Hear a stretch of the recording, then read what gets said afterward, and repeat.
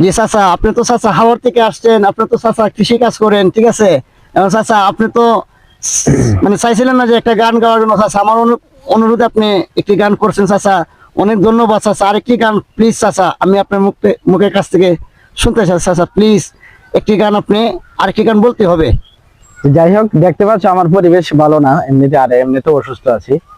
তারপরে যেহেতু একটা চাচারি একটা সানগ্লাস গিফট করছো, তাইলে হ্যাঁ এই সানগ্লাসটা নিয়ে একটা গান করা যায়। আমাদের সদ্য মনির গান স্যারের একটা গান আছে, রঙিন চশমা খুলে দেখবি যেদিন, জানি তুমি অনুতাপে জ্বলবে, বিবেকের দরজাটা খুলবে সেদিন, দুটি চোখে নদী বয়ে চলবে।